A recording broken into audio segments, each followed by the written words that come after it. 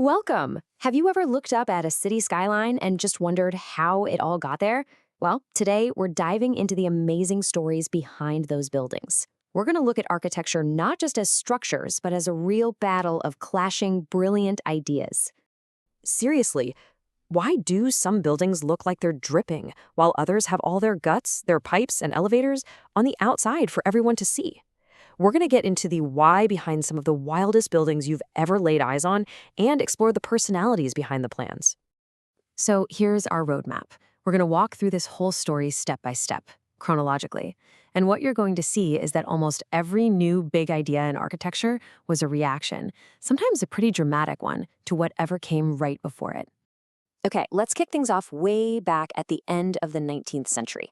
You had all these architects who were just, well, they were bored. They were sick and tired of just copying and pasting old historical styles. They were absolutely itching to create something brand new. And that's something new. It was called Art Nouveau. And wow, was it a total break from the past. Instead of looking at old history books for inspiration, these architects looked at nature, at flowers, at vines, at insects, the living, breathing world.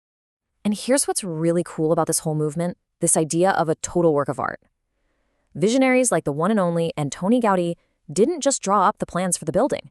Oh no, they designed everything. The doorknobs, the furniture, the light fixtures, the whole shebang. It was all meant to be one single, immersive, almost dreamlike experience. Just think about Gaudí's work you see in Barcelona. It is all about those incredible flowing whiplash curves. The lines are so organic. The buildings almost look like they're alive, like they just sprouted up from the ground. All right, let's jump forward in time to the middle of the 20th century. So by this point, modernism had taken over, and it gave us these very clean, super efficient, but also kind of similar-looking glass boxes. A whole new generation of architects was looking around and thinking, is this it? This is all a bit dull. So two major movements rose up to fight back against boring. First up, you've got Post-Modernism, or POMO for short. This whole movement basically decided that architecture needed to get a sense of humor, like immediately. It was all about being playful, witty, even a little bit silly. Think of buildings that have weird shapes, bright colors, and historical references used almost like a punchline. And this quote from the architect Robert Venturi just says it all. Less is a bore. I mean, what a perfect comeback, right? It was a direct shot at that famous modernist motto, less is more. The postmodernists, they just wanted more of everything. More color, more history, and definitely more fun. Now get this. At the exact same time, another group of architects decided to fight boring too, but they went in a totally different direction. They didn't want to add jokes. They wanted to add honesty. Radical honesty. They thought the most beautiful thing about a building was the technology that made it stand. Yeah, their whole vibe was, why are we hiding all the cool stuff? They wanted to stop covering up the skeleton and the guts of a building. The pipes, the air ducts, the elevators, and just put it all right out there on the outside for the world to see. So, you see what happened, right? This is the crucial point. Both movements were rebelling against the exact same thing, that plain, boring glass box. But they fought back in completely opposite ways. One camp added layers of color and history, and the other stripped everything away to show the raw, beautiful machine underneath. But what if you didn't want to just decorate the box? And what if you didn't want to just show its inner workings? What if you wanted to smash the box to pieces? Well, that leads us right into our next big idea. And here it is, Deconstructivism. This movement, it takes all the basic parts of a building, walls, roofs, you name it, and just shatters them, only to reassemble the pieces in ways that feel totally unpredictable, incredibly dynamic, and just, wow. This phrase right here, controlled chaos, that is everything.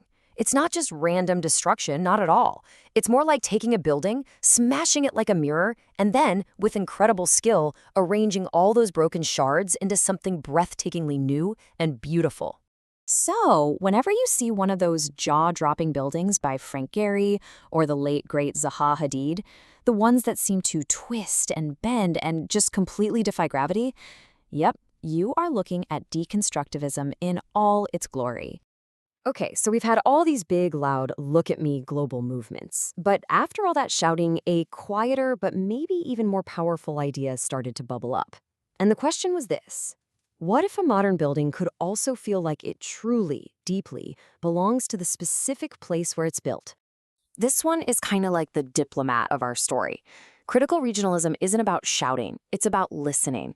It tries to find that perfect sweet spot, blending modern styles with a real respect for local climate, local materials, and local culture. And the difference is huge. Instead of just plopping down a generic glass tower that would look exactly the same in Dubai or Dublin, critical regionalism stops and asks, wait a minute, what materials actually make sense here? What forms work with this climate? What reflects the culture of this place? All right, pop quiz time. Let's see if you've been paying attention. Let's start with an icon, the Centre Pompidou in Paris. That famous inside-out look with all the colorful pipes on the exterior. What style is that?